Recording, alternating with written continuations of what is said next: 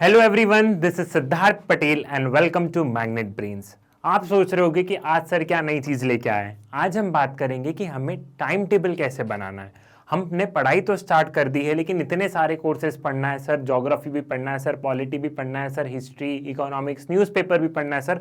बहुत ज़्यादा कन्फ्यूजन है कि हम टाइम कैसे मैनेज करें सर। कॉलेज भी जाना है। सो ये वीडियो आपके लिए हेल्प करेगा कि हमें अपना शेड्यूल कैसे बनाना है और टाइम टेबल इस प्रिपरेशन के लिए क्यों ज़रूरी है। ये वीडियो इस चीज़ में हमें बहुत ज़्यादा हेल्प करेगा। An inch of time is an inch of gold. An inch of time is an inch of gold, but you can't buy that inch of time with that inch of gold. Time भी बहुत ज्यादा precious है and gold भी बहुत ज्यादा precious है ना। Time बहुत ज्यादा प्रीशियस है एंड गोल्ड भी बहुत ज्यादा प्रीशियस है, लेकिन क्या आप उस टाइम को आप उस इंच ऑफ गोल्ड से परचेज कर सकते हो? हम गोल्ड, इंच ऑफ गोल्ड यहाँ पे ये डिनोट कर रहा है कि हम वो गोल्ड तो कभी भी परचेज कर सकते हैं, लेकिन क्या वो समय आप उस सोने से खरीद सकते हो? एक बार जो समय चले गया, क्या वो समय दोबारा आएगा? एक बार अगर हमारी ट्रेन निकल गई तो क्या ट्रेन उसी समय उसी वक्त वहां पे आएगी? नहीं आएगी ना। इसलिए टाइम बहुत ज़्यादा प्रीशियस है और हमारी इस एग्जाम में तो हद से ज़्यादा प्रीशियस है। एक एक मिनट हमारे लिए इंपॉर्टेंट है, क्योंकि यहाँ एक एक अटेम्प्ट मैटर करता है, एक एक मार्क्स मैटर करता है, 0.5 भी बहुत ज़्यादा मैटर करता है। इसलिए time is money for us, time is money for us. तो हमें हमारे टाइम टेबल को इस तरीके से बनाना है कि हम हमारा टाइम का बहुत अच्छे से यूटिलाइजेशन कर सकें। Now, why do we need a timetable? To do things in an organized way.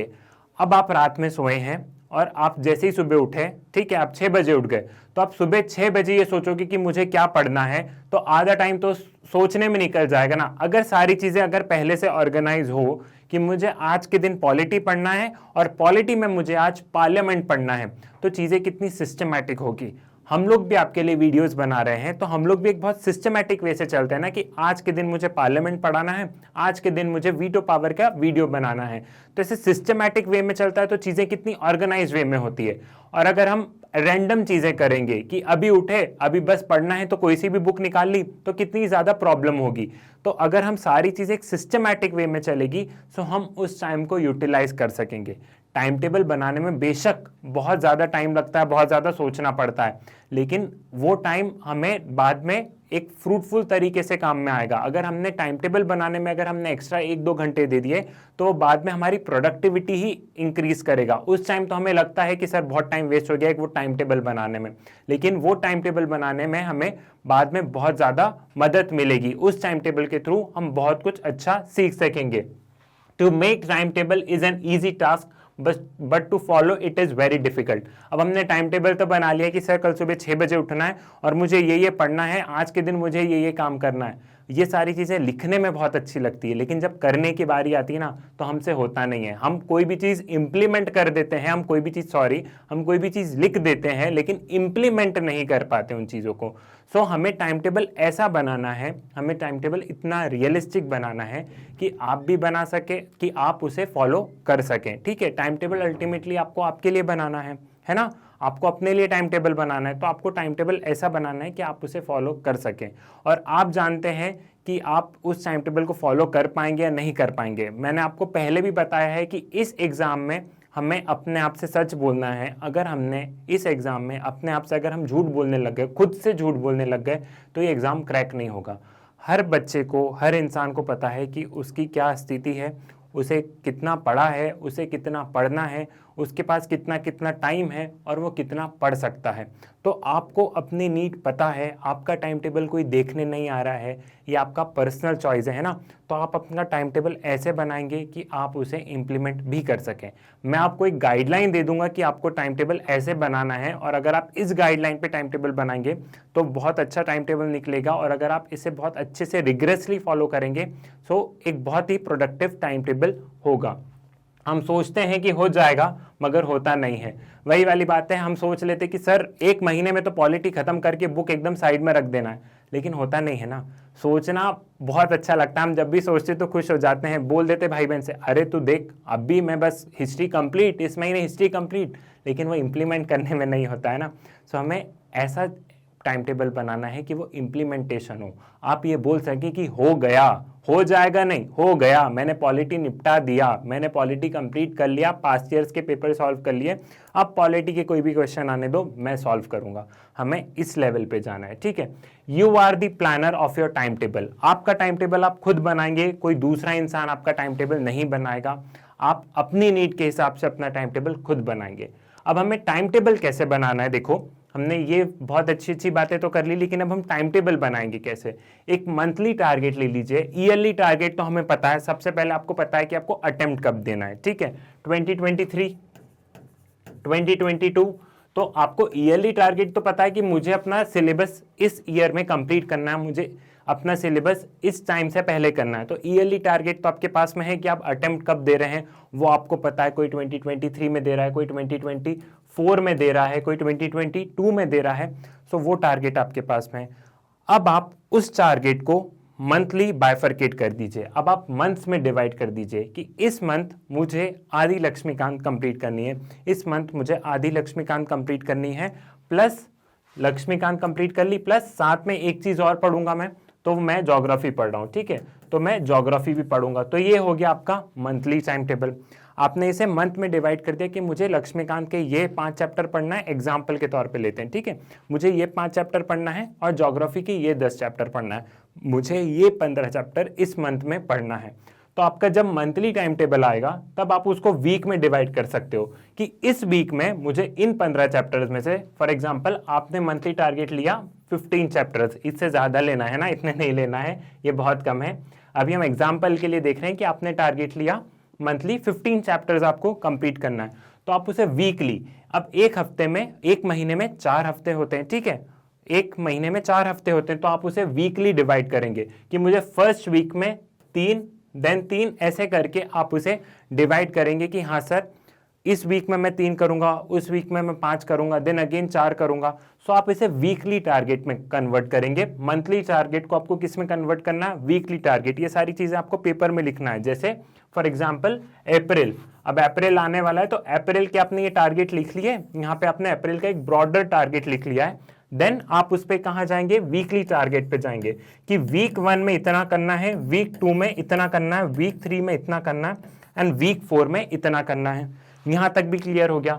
जब आप वीकली टारगेट बना लेंगे तब आपको जाना है डेली टारगेट पे कि सर इस वीकली टारगेट में जो वीक 1 का जो टारगेट है इसका आप डेली टारगेट बनाएंगे कि मंडे को ये करना है, ट्यूसडे को ये करना है, वेडनेसडे को ये करना है, थर्सडे को ये करना है, फ्राइडे को ये करना है, सैटरडे को ये करना है। सो आपको टाइम टेबल इन 3 चीज में बाइफरकेट करना है, मंथली, वीकली एंड डेली।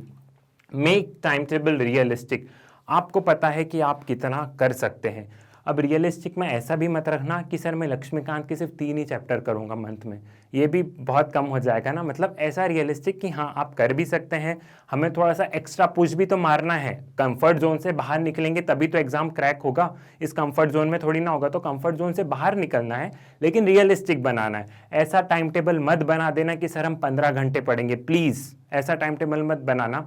आप अपनी नीड के अकॉर्डिंग 4-5 घंटे, 5-6 घंटे, जितने आपको लगे बस उस हिसाब से आप टाइम टेबल बनाइएगा, ठीक है। You know your situation and commitments. अब ये चीज़ ये डिनोट करती है कि अब कुछ कॉलेज गोइंग स्टूडेंट्स हैं, तो आप अपने टाइम टेबल में वो भी मेंशन करोगे ना कि सर मुझे 9 से 12 बजे तक कॉलेज जाना रहता है, तो आप टाइम टेबल में मेंशन करोगे कि सर मैं डेली नहीं पढ़ सकता हूँ 6 घंटे, तो मैं डेली 3 घंटे ही पढ़ूंगा। सो आप अपनी सिचुएशन के हिसाब से बनाइए, अपने कमिटमेंट्स के हिसाब से बनाइए। जैसे कॉलेज में सेमेस्टर एग्जाम होते हैं, तो आप जब टाइम टेबल्स बना रहे हैं तो आपको पता है कि सेमेस्टर है, तो उस मंथ आप कुछ टाइम टेबल ऐसा बनाएंगे कि उस सेमेस्टर एग्जाम के साथ साथ आप अपनी ये वाली पढ़ाई भी कर सकें। सो आपको ये छोटी छोटी चीजें ध्यान रखनी है। फॉर एग्जांपल आपको पता है कि आपके भाई बहन की शादी है, ठीक है, आपको ऐसा है कि सर मई में मेरे भाई बहन की शादी है, तो आप इसको अभी से मेंशन करते चलोगे ना ईयरली टाइम टेबल में कि मई में मेरी पढ़ाई कम होगी, तो उसका कंपनसेट मुझे कहाँ करना है, उसका कंपनसेट मुझे अप्रैल में करना है, उसका कंपनसेशन मुझे कहाँ करना है, जून में करना है। तो आप अपना टाइम टेबल उस हिसाब से बनाओगे, ठीक। You know how much time you have. आपको पता है कि आपके पास में कितना समय है, आप कितना समय दे सकते हैं, और टाइम टेबल बनाने के साथ साथ आप अपना टाइम इसमें भी निकालिएगा कि मुझे मूवी देखनी है, मुझे एक्स्ट्रा फिजिकल एक्टिविटीज़ करनी है, बास्केटबॉल फुटबॉल खेलने जाना है, बैडमिंटन खेलना है, तो इसमें भी आप टाइम निकालिएगा। ऐसा नहीं हो कि सिर्फ आप कॉलेज और पढ़ाई में रह जाएं।